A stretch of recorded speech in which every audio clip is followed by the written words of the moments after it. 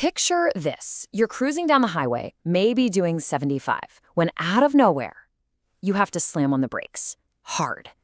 In that one violent second, your car seat is the only thing holding you. But what if it isn't? What if one tiny, invisible flaw causes the whole thing to just collapse? In that instant, it's not a seat anymore. It's a catapult. And yeah, that sounds like a nightmare scenario because it is. It's the exact nightmare that car engineers spend their entire careers trying to prevent. And how they do it, well, that's a story you need to hear. But okay, let's get real. For most of us, the problem isn't some catastrophic failure. It's that little squeak every time you hit a bump, or the backache you get after just an hour on the road, or that wobbly, cheap feeling when you go to adjust it.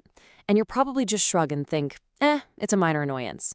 But here's the secret. In the world of car engineering, those little annoyances, they're the warning signs. They're the trailers for a much bigger, much more expensive movie nobody wants to see. So today, we're pulling back the curtain on the hidden world of your car seat.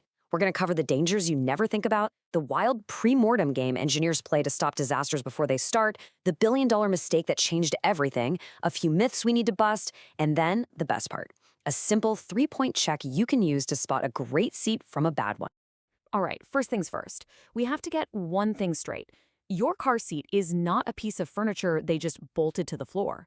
It is a critical, high-tech piece of your car's entire safety system designed to work in perfect harmony with your seatbelts and airbags. I mean, think about all the jobs this one thing has to do. In a crash, its number one job is to hold your body in the perfect position so the safety systems can actually save you. On a long trip, it has to stop you from getting tired and sore, which is a safety issue all by itself. It's got to survive years of you sliding in and out, spilling coffee, kids jumping on it, you name it. And on top of all that, it can't catch fire, and for the love of all that is holy, it cannot squeak, rattle, or drive you insane. It's a tall order. So how in the world do engineers make sure a seat can actually pull all of that off? Well, they play this incredibly serious game. It's called a pre-mortem, where they basically try to kill the seat on paper 1,000 different ways so that it will never, ever fail you on the road. The fancy engineering name for this is DFMEA. Just think of it like this. Before they even build a prototype, a team of what I call professional pessimists gets into a room. Their entire job is to imagine disaster. They ask every question you can think of. What happens if this welt cracks? What if the motor that moves the seat overheats? What if the lubricant inside the track freezes solid in the winter? They literally write a script for every single way the seat could fail. And it all starts with one massive question. If this part fails, how bad is it? This is called severity, and they rate it from 1 to 10. You know, a little rattle might be a 3. Annoying, but whatever. But the seat back collapsing in a rear-end collision? That's a 10. That's a someone could die level of bad. Okay, next up they ask, what are the actual odds of this happening? They call this occurrence. Are we talking about a 1 in a million freak accident, or is this something that's pretty much guaranteed to break after, say, 3 years of everyday use? And this last question, this one is absolutely crucial. Can we even detect this problem before the car rolls off the assembly line? Can our quality control and our testing actually find this specific tiny flaw? Because think about it, a problem that's impossible to find is incredibly dangerous, even if it's super unlikely. So you've got how bad is it, how likely is it, and can we even catch it? Now, for a long, long time, engineers would just multiply those 3 numbers together to get what they called a risk score. But this system, it had a huge fatal flaw, a blind spot that led to some of the most massive and expensive recalls the auto industry has ever seen. So here was the problem. With that old system, a truly catastrophic failure, severity 10, could actually get a pretty low final score if the engineers thought it was really unlikely to happen and easy to spot.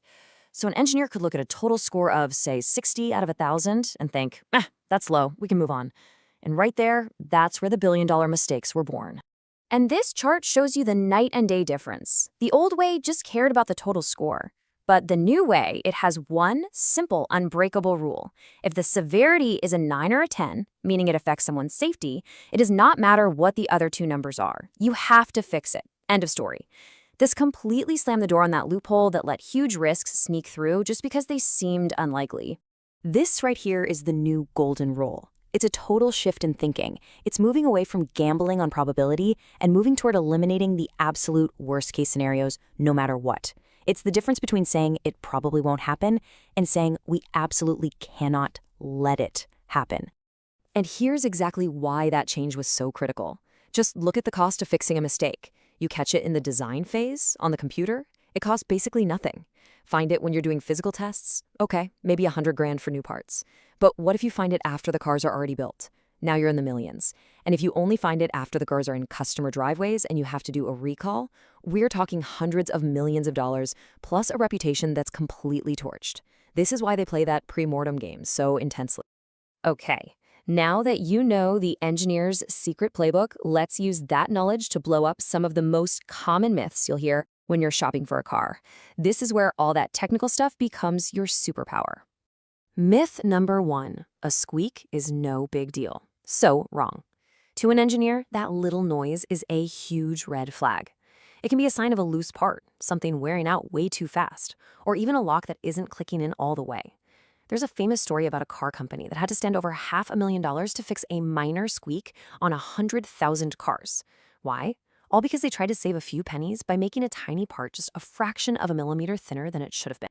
How about this one? A softer seat is a more comfortable seat. Sure, maybe for the first 5 minutes, but on a long drive, absolutely not. Real comfort comes from support, from foam that holds your body in the right posture. Engineers have this failure they worry about called foam permanent deformation.